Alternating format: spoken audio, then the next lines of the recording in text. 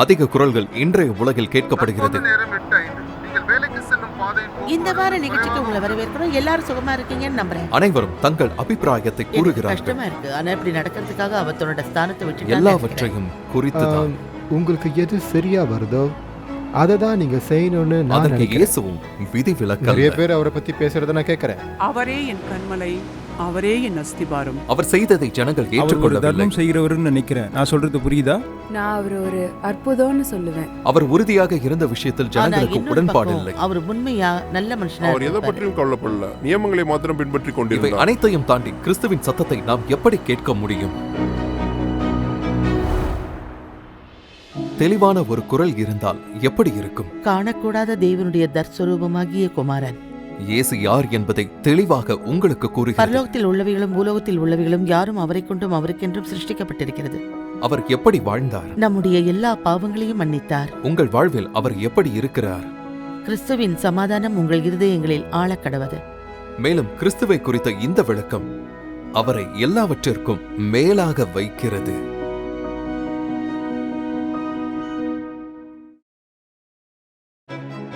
திருப்புமுனை நிகழ்ச்சியை பார்ப்பதற்கு நன்றி. இதோ டாக்டர் ஜெரேமியா கிறிஸ்துவ குடும்பம் எனும் செய்தியுடன் வருகிறார்.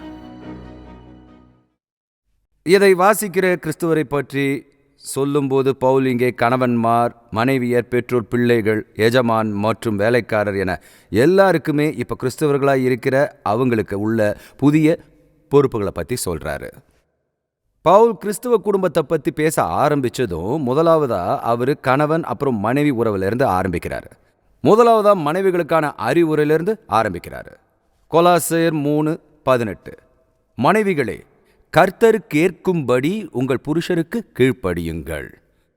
எனக்கு தெரியும் இந்த பகுதி பெரும்பாலான போதகர்கள் தவிர்க்கிற ஒரு பகுதியாக இருக்கு. ஏன்னா திருமணமானவங்களுக்கு குறிப்பாக கிறிஸ்துவ திருமணங்களில் அவங்க அடிக்கடி கேட்குறதும் அது ரொம்பவே திகைப்பாகவும் பெண்களுக்கு முட்கள் மாதிரி இருக்கிற ஒரே வார்த்தை இதுதான், அதுதான் கீழ்ப்படிதல். உண்மையில் பார்த்தீங்கன்னா நிறைய நவீன கால திருமணங்களில் இந்த வார்த்தையை நீக்கிட்டாங்க. ஏன்னா மணமகனுக்கும் மணமகளுக்கும் அந்த வார்த்தை வேதாகமத்தில் இருந்தாலும் விருப்பம் இல்லை. சரி, இப்போதைக்கு நாம் அதை விட்டுடலாம். இப்போ நம்ம வசனத்தின்படி தான் நடக்கிறோன்றதை உறுதி செஞ்சுப்போம். முதலாவதாக நாம் கொஞ்சம் நேரம் எடுத்து கீழ்ப்படிதலோட கருத்து என்னன்னு பார்க்கலாம். தெய்வ பக்தியோடு ஒருவருக்கொருவர் கீழ்ப்படிந்து இருங்கள். இந்த பகுதி எபேசியர் 5:21 இருக்கு. கொலாசையரும் எபிசேயரும் இந்த பகுதிகளில் ஒரே மாதிரி தான் இருக்கு. ஆனால் நீங்கள் இங்கே ஒரு விஷயத்தை தெரிஞ்சுக்க விரும்புகிறேன். நான் இப்போ வாசித்த எபேசியரோட பகுதியில் பவுல் தன்னோட வாசகர்களுக்கு கீழ்ப்படிதல்ன்றது திருமண எல்லைகளுக்கு அப்பாற்பட்டு எதிர்பார்க்கப்படுகிற ஒன்றா இருக்கிறத நினைப்பூட்டுறாரு. தேவனுக்கு பயந்திருக்கிறவங்களோட குணாதிசயம் கீழ்ப்படிதலோட ஆவியினால் அறியப்படுது. முதலாவது கிறிஸ்துவுக்கு, பிறகு மற்றவர்களுக்கு. நினைவிருக்கட்டும், எபேசியர் 5:21 சொல்லுது, கிறிஸ்தவர்களாக இருக்கிற எல்லாரும் தெய்வ பக்தியோட ஒருத்தருக்கு ஒருத்தர் கீழ்ப்படிந்திருக்கும் சூழல்ல எல்லாருமே இருந்துகிட்டு இருக்கோம். கீழ்ப்படிதலோட பொருள் இதுதான். மறுபடியும் எபேசியர் 5:22 அப்புறம் கொலாசையரில் கீழ்ப்படிதலோட மைய பொருளை பற்றி நாம் கற்றுக்கிறோம். மனைவிகளே கர்த்தருக்கு கீழ்ப்படுகிறது போல உங்கள் சொந்த புருஷருக்கு கீழ்ப்படியுங்கள். கொலாசையர் 3:18 நம்ம இப்படியா வாசிக்கிறோம், மனைவிகளே கர்த்தருக்கு ஏற்கும்படி உங்கள் புருஷருக்கு கீழ்ப்படியுங்கள். கீழ்ப்படிதல்ன்றது மனைவிகளுக்கு புருஷருக்கு மட்டும் இல்லை, மனைவிகள் கர்த்தருக்கும் கீழ்ப்படியணும். ஒரு மனைவியோட வாழ்க்கையில் பிரதானமான ஐக்கியன்றது அவங்க கணவனோட இருக்கிற ஐக்கியம் இல்லை. அவங்க ஒரு கிறிஸ்துவராக இருந்தால் அவங்களோட முதல் உறவு கர்த்தராகிய இயேசு கிறிஸ்துவாக தான் இருக்கணும். தேவ பக்தி இருக்கிற மனைவியோட முன்னுரிமைகள் இதுதான். முதல்ல தேவன், 2வது கணவர், 3வது பிள்ளைகள், அவங்களோட மற்ற பொறுப்புகள்லாம் இதுக்கு பின்னால தான் வரும். சரி கவனிங்க, மேல்நிலைக்கு நீங்கள் கீழ்ப்படிதலோட இருந்தா, நீங்கள் தேவனுக்கு கீழ்ப்படி இருந்தா மீதி இருக்கிற இந்த காரியங்கள் எல்லாம் தன்னாலேயே நடந்துரும். கீழ்ப்படிதலோட பொருள், கீழ்ப்படிதலோட மையப்பொருள். இப்போ அடுத்து அதோட பின்னணியை கவனிங்க. இது கொஞ்சம் எக்ஸ்ட்ராவாக இருக்கிற காரியம், ஆனால் இது ரொம்பவே முக்கியமானதாக இருக்குது. எபேசியர் 5:22 சொல்லப்பட்டிருக்கு, மனைவிகளே உங்கள் சொந்த புருஷருக்கு கீழ்ப்படியுங்கள். இப்போ இதை கவனிங்க, மனைவிகள் தங்கள் சொந்த புருஷர்களுக்கு மட்டுமே கீழ்ப்படிய வேண்டும். ஆனால் காலப்போக்கில் எங்கேயோ திசை மாறி சில பேர் இதை தவறாக வியாக்கியானம் பண்ணி பெண்கள் எல்லாம் ஆண்களுக்கு கீழ்ப்படிஞ்சிருக்காங்கன்னு போதிச்சாங்க. அது உண்மை இல்லை. குடும்பன்ற பின்னணிக்கு புறம்பா கிறிஸ்துவ திருமணத்தில் கோட்பாடுகளை திணிக்க முயற்சி செய்யாதீங்க. இல்லைனா நீங்கள் வசனத்தை மீறவங்களா இருப்பீங்க. இதான் மனைவிகளுக்கான அறிவுரை. இப்போ உங்களிலிருந்து ஆரம்பிக்கிறதுல உங்களுக்கு கொஞ்சம் வருத்தமாக இருக்கலாம். எல்லாருக்கும் ஒன்று சொல்லிக்கிறேன், மனைவிக்கான அறிவுரை ஒரு வசனம்தான் இருக்கு. ஆனா ஆண்களுக்கு 3 அறிவுரைகள் இருக்கு. நமக்கு இன்னும் உதவி தேவைதான். மனைவிமார்கள் தங்களோட புருஷருக்கு கீழ்ப்படிஞ்சு இருக்கணும்னு சொல்லப்படல. ஒருவேளை புருஷர்களுக்கான அறிவுரை அவங்கள ஆளுகை செய்யறதும் வழி நடத்துறதும் பொறுப்பா இருக்கிறது தான்னு நினைக்கலாம். ஆனா அப்போஸ்தலனாகிய பவுல் அப்படி சொல்லல. அவர் சொல்றது என்னன்னா, கணவனானவன் தன்னோட மனைவியை நேசிக்கணும்னு சொல்றாரு. கொலாசையர் 3:19 புருஷர்களே உங்கள் மனைவிகளில் அன்பு கூறுங்கள், அவர்களை கசந்து கொள்ளாதிருங்கள். பவுல் இங்க பயன்படுத்துற வார்த்தையை நம்ம கவனிக்க வேண்டியது அவசியம். அன்புன்ற வார்த்தையை அகாப்பேன்னு அவர் சொல்றாரு. இது தேவன் நமக்காக வச்சிருக்கிற வல்லமையான அன்பை விளக்குற வார்த்தையா இருக்கு. ஏற்கனவே நாம எபேசியர் நிருபத்தில் இருக்கிற பகுதியை பார்த்துருக்கிறதுனால இது ஆண்களுக்கு கொஞ்சம் அதிக வெளிப்பாட்டை தருது. அவங்க எப்படி மனைவியை நேசிக்கணும்னு சொல்லுது. அதுல சில மாதிரிகளை பத்தி உங்களோட நான் பகிர்ந்துக்க விரும்புறேன். முதலாவதா, கணவர்கள் தங்கள் மனைவிகளில் நிபந்தனையின்றி அன்பு கூற வேண்டும். எபேசியர் 5:25 சொல்லுது, புருஷர்களே உங்கள் மனைவிகளில் அன்பு கூறுங்கள், அப்படியே கிறிஸ்துவும் சபையில் அன்பு கூர்ந்து. திருமண பந்தத்தில் நம்மளோட அன்பானது தனிநபராக இருக்கிற அந்த உறவுக்குள்ள கொண்டு வர எல்லா குறைகளையும் தோல்விகளையும் மேற்கொள்றதா இருக்கணும். நமக்கான கிறிஸ்துவோட அன்பு குறிக்கோள் இல்லாததா இல்லை, அது வெறும் காதலா இல்லை, எப்படி இருக்குமோ அப்படியே நேசிக்கிறாரு. வேதம் சொல்லுது, புருஷர்களே கிறிஸ்து சபையை நேசிப்பது போல உங்கள் மனைவிகளில் அன்பு கூறுங்கள். நீங்க ஒருவேளை உங்க கணவர் விரும்புகிற விதமா உங்களை மாற்ற முயற்சிக்கிற பந்தத்தில் இருந்தாலோ, இல்ல நீங்க அப்படி செய்ய முயற்சிக்கிற நிலையில இருக்கிற திருமண பந்தத்துல இருந்தாலோ, நான் உங்களுக்கு சொல்ற ஒரே காரியம் என்னன்னா, அதை விட்டுடுங்க. அப்படி செய்யாதீங்க. நீங்க இருக்கிறபடியே இருப்பீங்க. உங்க உறவோட அடிப்படையில் நீங்க போக போக மாறிடுவீங்க. ஆனா வேதம் சொல்லுது, கிறிஸ்து சபையில அன்பு கூர்ந்தது போல உங்கள் மனைவியில் அன்பு கூறுங்கள். ரெண்டாவதா, எபேசியரில் புருஷர்கள் தங்கள் மனைவிகளில் தியாகத்தோடு அன்பு கூற வேண்டும்னு சொல்லப்பட்டிருக்கு. புருஷர்களே உங்கள் மனைவிகளில் அன்பு கூறுங்கள், அப்படியே கிறிஸ்துவும் சபையில் அன்பு கூர்ந்து தம்மைத்தாமே அதற்காக ஒப்பு கொடுத்தார்.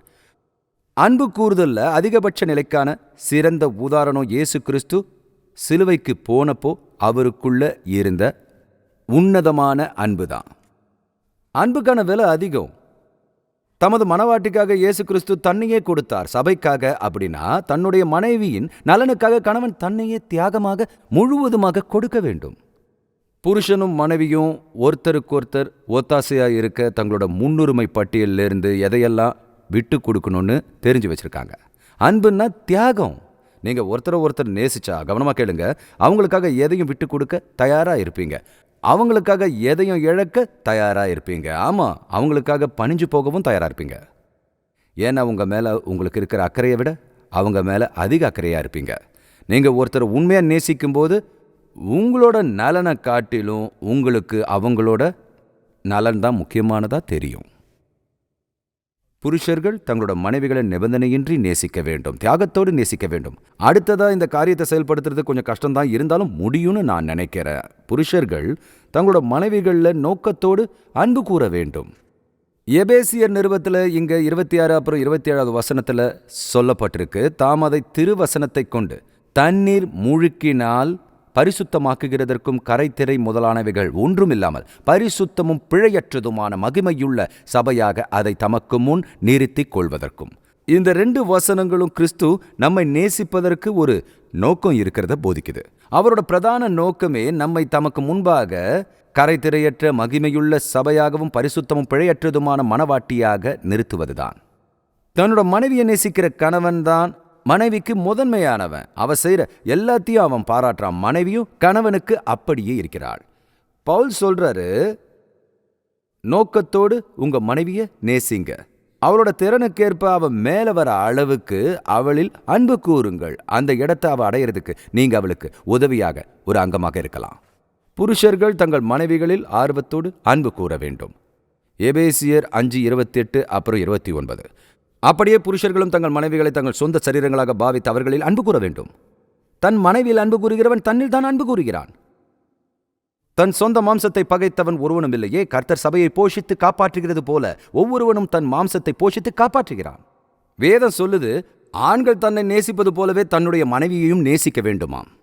இது மிதமிஞ்சிய கூற்று போல இருக்கலாம். ஏன்னா வேதம் சொல்லுது, நாம திருமணமாகும் போது ஒரே மாம்சமாக மாறுகிறோம். அப்ப என்ன மாதிரி என் மனைவியை நான் நேசிக்க வேண்டிய அவசியம் இல்லை. என் மனைவியை நேசிக்கிறேன், ஏன்னா அவதான் நான். இதை எப்படி செயல்படுத்தணும்னு பவுல் 2 விதங்களை சொல்லியிருக்கிறாரு. முதலாவதா அவர் சொல்றாரு, நம்முடைய மனைவியை போஷிக்க வேண்டும். ஒரு கணவன் தன்னோட மனைவியை போஷிக்கிறான்னா அவ தேவைகள் சந்திக்கப்படுறதை உறுதி செய்கிறான். தன்னோட மனைவியோட தேவைகளை பூர்த்தி செய்திட அந்த கணவன் தான் செய்ய வேண்டியதை செய்யறது அவனுக்கு நியமிக்கப்பட்ட ஒரு இலக்கு. போஷித்தல்ன்றது நம்ம மனைவியோட நலனுக்காக அவளுக்குன்னு முதலீடு செய்யறதுக்கு ஒப்பாக இருக்கிறது.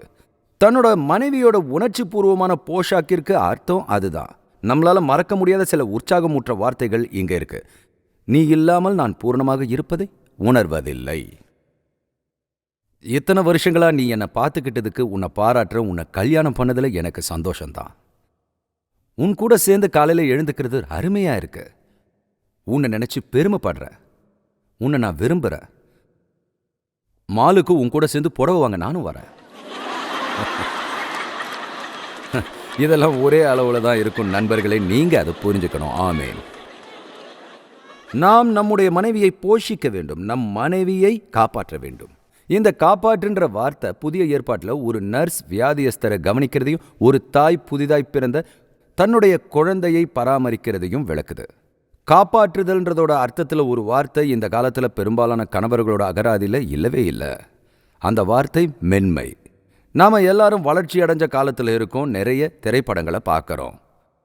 ஆனால் நம்மளோட மனைவியுடனான உறவுன்னு வரும்போது ஆண்களே மென்மையான தன்மையை நாம தான் வளர்த்துக்க கற்றுக்கணும். இது வரைக்கும் நம்ம பார்த்தது பவுல் மனைவிகளை பராமரிக்கிறத சொன்னார், அடுத்து கணவர்களை பற்றி சொன்னார், இப்போ பிள்ளைகளை பற்றி சொல்கிறாரு. இந்த பகுதியை கேட்கும்போது உங்களுக்கு ரொம்ப சந்தோஷமாக இருக்கும்னு தெரியும். ஏன்னா பிள்ளைகளை பற்றி நான் சொல்ல போகிறத கவனமாக கேட்பீங்க. கொலாசையர் 3:20 சொல்லுது, பிள்ளைகளே உங்கள் பெற்றோருக்கு எல்லா காரியத்திலையும் கீழ்ப்படியுங்கள், இது கர்த்தருக்கு பிரியமானது. உங்களுக்கு தெரியுமா, ஒரு குடும்பத்துக்கு கீழ்ப்படிதல் தான் அஸ்திபார கல்லா இருக்கு. கீழ்ப்படிதல்ன்றது அறநெறியோட கோட்பாடு. கொலாசையர் 3:20 சொல்லுது, பிள்ளைகளே உங்கள் பெற்றோருக்கு எல்லா காரியத்திலையும் கீழ்ப்படியுங்கள், இது கர்த்தருக்கு பிரியமானது. கொலாசையர் சொல்லுது, பெற்றோருக்கு கீழ்ப்படிவது கர்த்தருக்கு பிரியமானதாக இருக்கிறதா. நீங்க தேவனை பிரியப்படுத்தணும்னு சொல்லலாம். வேதாகமத்தில் இந்த மாதிரியான வார்த்தைகளை அதிகமாக பார்க்க முடியாது. இதை நீங்க தேடி கண்டுபிடிக்கணும். ஆனா இங்க ரொம்ப தெளிவா இருக்கு, பிள்ளைகளே நீங்க தேவனை பிரியப்படுத்தணும்னா பெற்றோர் சொல்கிற மாதிரி செய்யுங்கள், அவங்களுக்கு கீழ்ப்படிங்க. 2வதா பெற்றோருக்கு கீழ்ப்படிவது வசனத்தின் கட்டளையா இருக்கு. கவனிங்க, எபேசியர் 6:3, உன் தகப்பனையும் தாயையும் கனம் பண்ணுவாயாக என்பதை வாக்குத்தத்தம் பண்ணப்பட்ட முதலாம் கற்பனையாகும். இந்த அறிவுரையை தேவன் கோடிட்டு அதோட முக்கியத்துவத்தை சொல்றாருன்னு நான் நம்புறேன். ஏன்னா நாம நம்ம பெற்றோருக்கு கீழ்ப்படியணும், இது தேவனுடைய அமைப்பு. மேலும் இதுல ஒரு வாக்குத்தத்தம் கூட இருக்கு. இதோ சில வாக்குத்தத்தங்கள் இருக்கு. கீழ்ப்படிதல்ன்றது அறநெறியோட கோட்பாடு, வசனத்தோட கட்டளை மட்டும் இல்ல, அது பிள்ளைகளுக்கான பாதுகாப்பு. எபேசியர் 6:3 சொல்லப்பட்டிருக்கு, பிள்ளைகளே உங்களுக்கு நன்மை உண்டாயிருக்கும்படி உங்கள் பெற்றோருக்கு கீழ்ப்படியுங்கள். தனிப்பட்ட விதத்தில் நான் வாழ்ந்த வீட்டை பற்றி எனக்கு தெரியும். ஒருவேளை நான் என்னோட பெற்றோருக்கு கீழ்ப்படியாமல் இருந்திருந்தா எனக்கு அது நல்லதாக இருந்திருக்காது. அதனால் நான் அதை சோதிச்சு பார்க்கல. இந்த கட்டளையை மீறின கீழ்ப்படியாத முரட்டாட்டம் உள்ளவர்கள் இருக்காங்கன்னு தெரியும். அவங்கள சிலர் எப்படியோ வாழ்க்கையை கரைப்படாமல் கடத்தி இருக்கலாம். ஆனால் உண்மையை சொல்லணும்னா அந்த மாதிரி ஒருத்தரை கூட நான் பார்த்ததில்லை. நான் இது வரைக்கும் பார்த்ததே இல்லை. எளிமையான உண்மை என்னன்னா, எல்லாருமே யாராவது ஒருத்தருக்கு கணக்கு கொடுத்தாகணும். உங்களுக்கு 20 வயசானதால் அது நின்றுடாது. எல்லாரும் அதிகாரத்துக்கு கீழ்ப்படிந்து இருத்தல்ன்ற கோட்பாட்டை கற்றுக்கொள்ள வேண்டும். கற்றுக்க வேண்டிய இடமான வீட்டில் அதை கற்றுக்காமல் போயிட்டீங்கன்னா நம்மளோட வாழ்க்கையில் எல்லா நிலையிலையும் அதில் நம்ம போராட வேண்டியிருக்கோம். அப்படி இருந்தால் ஒரு நாள் நம்ம அறிக்கையில் அதிகாரத்திற்கு கீழ்ப்படிதலில் பிரச்சனை அப்படின்னு முத்திரை போடப்பட்டிருக்கோம். திரும்ப திரும்ப இந்த மாதிரி நடக்கிறத நான் பார்த்துருக்கேன். கீழ்ப்படிதல்ன்றது அறநெறியோட கோட்பாடு, அதுதான் சரி. அதனால செய்யுங்க. கீழ்ப்படிதல் வசனத்தோட கட்டளை, ஏன்னா அதோட கூட ஒரு வாக்குத்தத்தமும் இருக்கு. கீழ்ப்படிதல் பிள்ளைகளுக்கான பாதுகாப்பு, அதனால உங்களுக்கு நன்மை உண்டாயிருக்கும். 4வதா கீழ்ப்படிதல் ஒரு முன் நிபந்தனை, அது நீண்ட ஆயுளுக்கானது. எபேசியர் 6:2, பூமியிலே உன் வாழ்நாள் நீடித்து இருப்பதற்கும். தேவனோட அறிவுரைகளை பின்பற்றவங்களுக்கு நீண்ட ஆயுளோட வாழறதுக்கு ஒரு சந்தர்ப்பம் இருக்கும். இது எல்லாத்தையும் பிள்ளையாகவே இருக்கும்போது ஆரம்பிக்கணும். அதனால தான் பவுல் இங்க பிள்ளைகளுக்கு சொல்றாரு. அவர் சொல்றாரு, பிள்ளைகளே உங்கள் பெற்றோருக்கு கர்த்தருக்குள் கீழ்ப்படியுங்கள். இதோடு ஒரு வாக்குத்தத்தமும் இருக்கிறது. அப்படி செய்தால் அது உனக்கு நன்மையையும் நீடித்த நாட்கள் வாழும் சிலாக்கியத்தையும் பெறுவாய். நான் இதை பற்றி யோசித்ததுண்டு. ஏனென்றால் என் அப்பாவுக்கு நான் கீழ்ப்படியவில்லை என்றால் நான் நீடித்து வாழ முடியாது என்று புரிந்து கொண்டேன். நான் என்ன சொல்ல வரேன்னு உங்களுக்கு புரியும்னு நினைக்கிறேன். அடுத்ததா பவுல் பெற்றோருக்காக பேச போறாரு. அவர் மனைவிமார், புருஷர்கள், பிள்ளைகள் கிட்ட பேசினாரு. இப்போ இந்த பகுதியில் பிதாக்கள் இடத்தில் பேச போறாரு. ஆனால் பெரும்பாலும் புதிய ஏற்பாட்டில் பிதாக்கள்னு சொல்லும்போது அது பெற்றோரை குறிப்பதாக இருக்குது. அப்போ இது அம்மா அப்பா 2 பேருக்கும் சமமான அறிவுரைன்னு நான் நினைக்கிறேன். பவுல் நம்மளோட பிள்ளைகளை கோவப்படுத்த வேண்டான்னு சொல்றாரு. அவர் சொல்றாரு, பிதாக்களே உங்கள் பிள்ளைகளை திறனற்று போகாதபடி அவர்களுக்கு கோபமூட்டாது இருங்கள். எபேசியர்ல இப்படியா சொல்லப்படுது, பிதாக்களே நீங்களும் உங்கள் பிள்ளைகளை கோபப்படுத்தாமல் கர்த்தருக்கேற்ற சிட்சையிலும் போதனையிலும் அவர்களை வளர்ப்பீர்களாக. ஒரு பெற்றோரா நாம என்ன செய்யக்கூடாதுன்னு பவுல் சொல்றாரு. மேலும் அவரு உங்கள் பிள்ளைகளை கோபப்படுத்தாதீர்கள், எரிச்சல் ஊட்டாதீர்கள், காரணமில்லாத எதிர்பார்ப்புகளால் சோர்வடைய செய்யாதீர்கள்னு சொல்றாரு. சில பெற்றோர்கள் எப்பவும் பிள்ளைங்க பின்னாலேயே இருப்பாங்க, பிள்ளைகளுடைய கூட்டத்தில் ஒன்றி போகவே மாட்டாங்க. சமீபத்தில் வாசித்த ஒரு கதை எனக்கு நினைவுக்கு வருது. ஒரு நபர் சில வருஷங்களுக்கு முன்னால் ஆப்கானிஸ்தானுக்கு அனுப்பப்பட்டார். அவர் தான் இராணுவ அதிகாரியான சார்ஜன்ட் பிலிப் கிரே. அவர் போகிறதுக்கு முன்னால் இங்கே கூட சில இராணுவ நண்பர்கள் இருக்காங்க, இது ஒரு அருமையான விஷயம். அவர் உட்கார்ந்து தன்னோட 7 வயசு பொண்ணுக்காக 270 குறிப்புகளை எழுதினார். அவர் வெளியில இருந்த ஒவ்வொரு நாளுக்கும் ஒவ்வொரு செய்தி. ரோசிக்கு அந்த குறிப்புகள் அவள் பள்ளியில் சிறப்பாக இருக்கவும் அவளோட செயல்கள் விருப்பங்களை செய்திட அவளை ஊக்குவிக்கிறதாகவும் இருந்தது. மற்றதெல்லாம் சில படங்கள், ஸ்னோமேன் இல்லைனா பூசணி போன்றவை விடுமுறை நாட்களை மிஸ் பண்ணுறதை குறிக்கிறதா இருந்தது.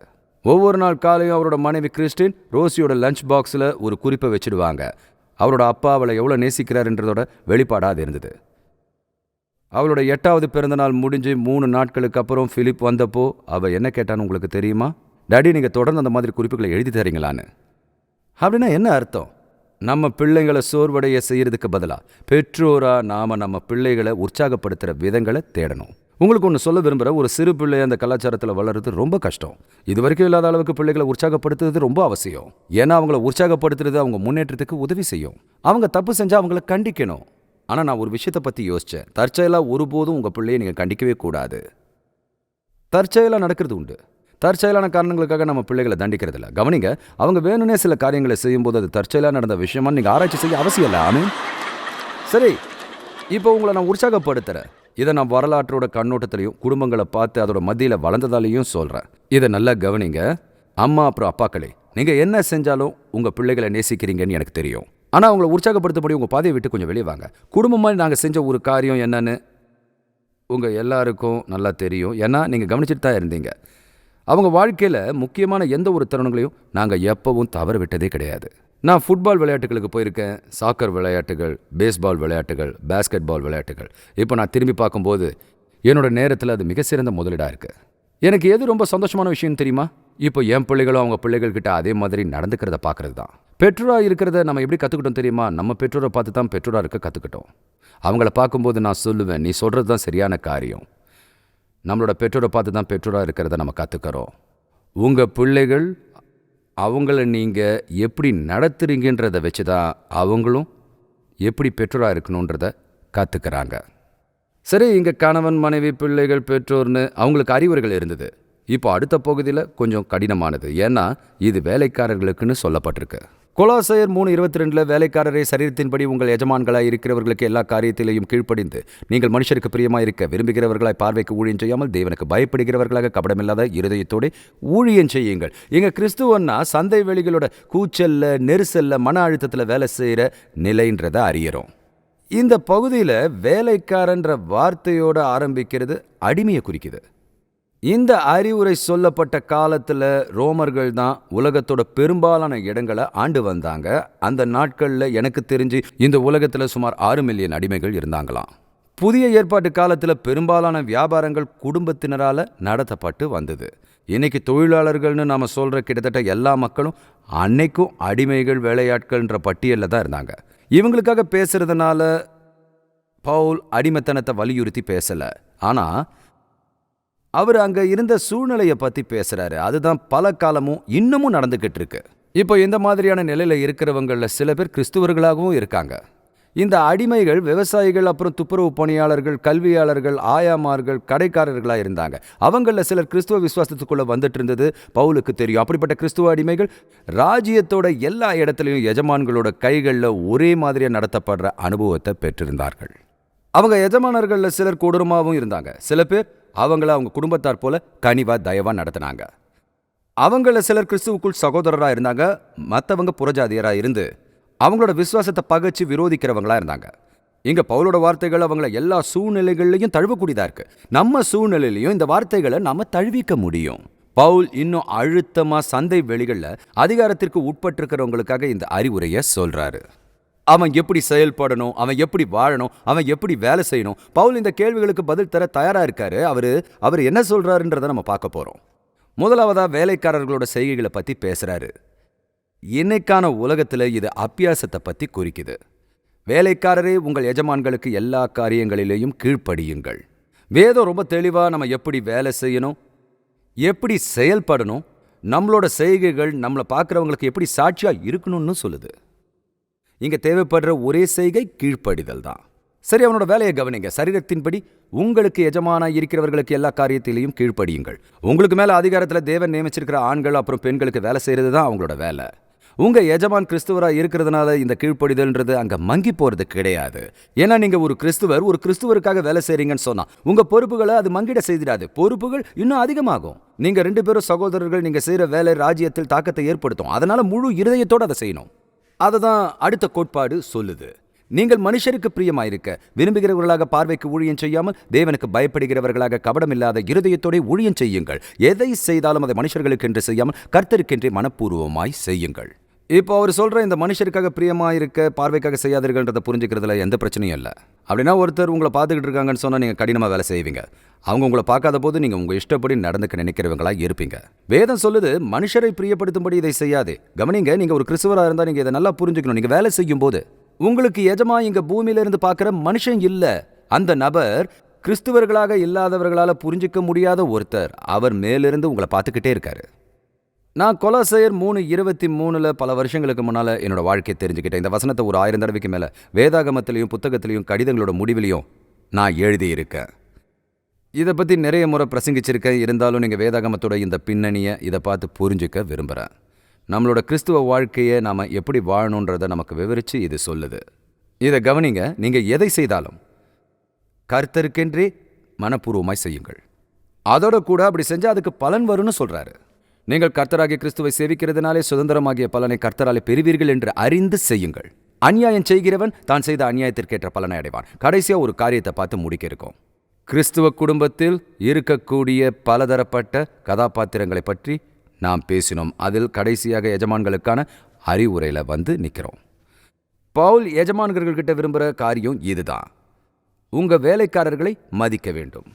கொலோசையர் 4:1 எஜமான்களே, உங்கள் வேலைக்காரருக்கு நீதியும் செவ்வையுமானதை செய்யுங்கள்.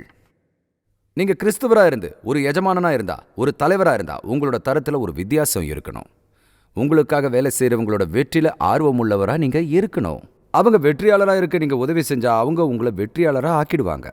அவங்க செய்யாத காரியத்துக்காக எப்பவும் அவங்க பின்னாடி இருக்க மாட்டீங்க. ஆனா அதே நேரத்துல பெற்றோர் தங்கள் பிள்ளைகளை உற்சாகப்படுத்துற மாதிரி ஒரு அமைப்பை கட்டுப்பாட்டில் கொண்டிருப்பவர் தனக்கு கீழே வேலை செய்கிறவங்களை ஊக்குவித்து உற்சாகப்படுத்துகிறவங்களா இருக்கணும். சரி, இப்போ இதை கவனிங்க. பவுல் உங்களுக்கு சொல்கிறது என்னன்னா, கொலேசில் இருக்கிற உங்களுக்கு சொல்கிறேன், நீங்கள் இப்போ சின்ன சபை தான், உங்களுக்கு நான் உதவிட விரும்புகிறேன். உங்களுக்கு பின்னால் வர்ற தவறான போதனைகள் அகப்பட்டுக்கிட்டு கிறிஸ்துவ வாழ்க்கையை வாழறது எப்படின்றத மறந்துடாதீங்க. நல்ல பெற்றோராக இருங்க, நல்ல புருஷராக இருங்க, கீழ்ப்படிதல் உள்ள பிள்ளைகளாக இருங்க, நல்ல வேலைக்காரங்களாக இருங்க. அது மட்டும் இல்லாமல் ஒரு நல்ல எஜமானனாக இருங்க.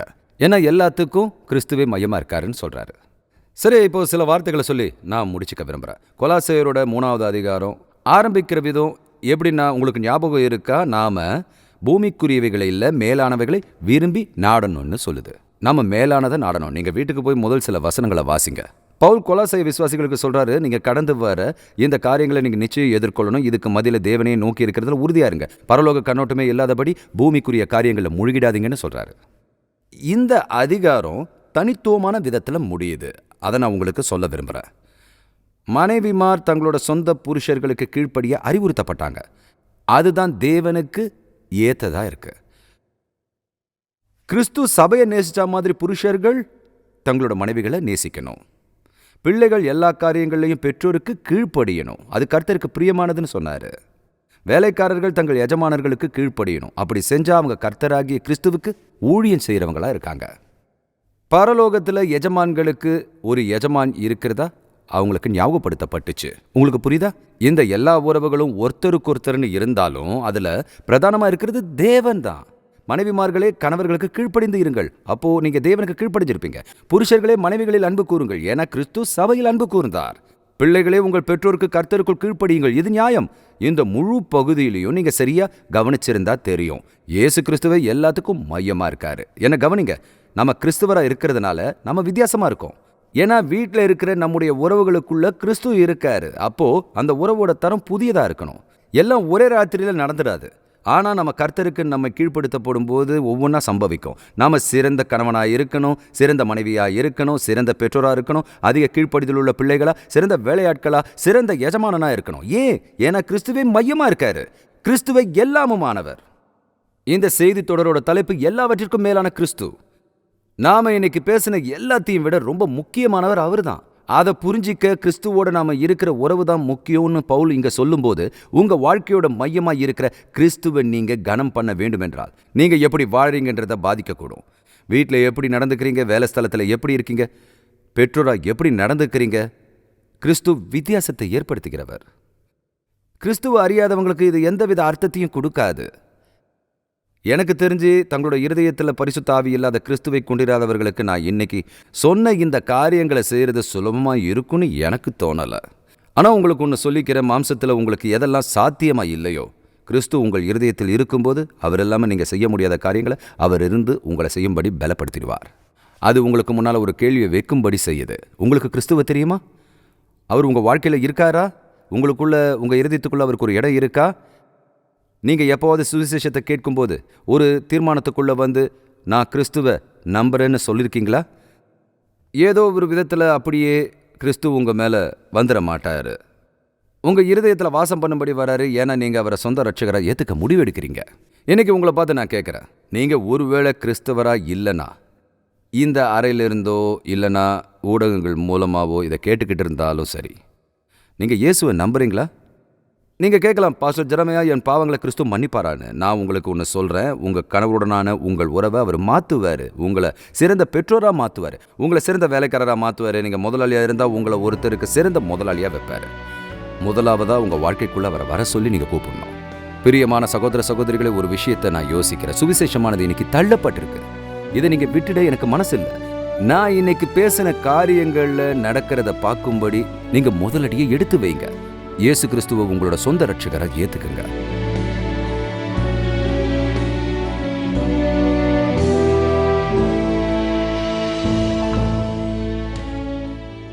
இன்னைக்கு திருப்பு முனை நிகழ்ச்சியில என்னோட கலந்துகிட்டதற்கு நன்றி. தேவனோட வார்த்தையை எந்த அளவுக்கு அதிகமாக வாசிக்கிறோமோ அந்த அளவுக்கு தேவன் நம்ம ஒவ்வொருத்தர் கூடயும் தனிப்பட்ட உறவை ஏற்படுத்திக்க விரும்புறாருன்றதை நாம புரிஞ்சுப்போம். அந்த உறவை நீங்க ஏற்படுத்திக்கிட்டு உங்களோட நித்தியத்தை கிறிஸ்துவோட நீங்க செலவிட விரும்புனீங்கன்னா, உங்க பாவங்கள்ல இருந்து நீங்க மனம் திரும்பி இயேசு கிறிஸ்துவை உங்களோட சொந்த ரட்சகரா தேவனாக ஏற்றுக்கொள்ளுங்கள். அந்த முடிவை இன்னைக்கே நீங்க எடுக்குமாறு நான் உங்களை உற்சாகப்படுத்துகிறேன். இன்னைக்கு நீங்க அந்த விசுவாசத்தோட அடியை எடுத்து வச்சிருந்தீங்கன்னா, மற்ற கிறிஸ்துவர்களோட நம்பிக்கைக்குரிய ஊழியத்துல இருப்பவங்க இல்லைன்னா ஸ்தல சபையினரோடு அதை பகிர்ந்துக்க உங்களை உற்சாகப்படுத்துற. அவங்க தொடர்ந்து உங்களோட விசுவாச வாழ்க்கையில வளர உதவி செய்வாங்க. தேவன் உங்களை ஆசீர்வதிப்பாராக. திரும்பவும் உங்களை இதே திருப்பு முனை நிகழ்ச்சியில நான் சந்திக்க ஆவலா காத்திருக்கேன்.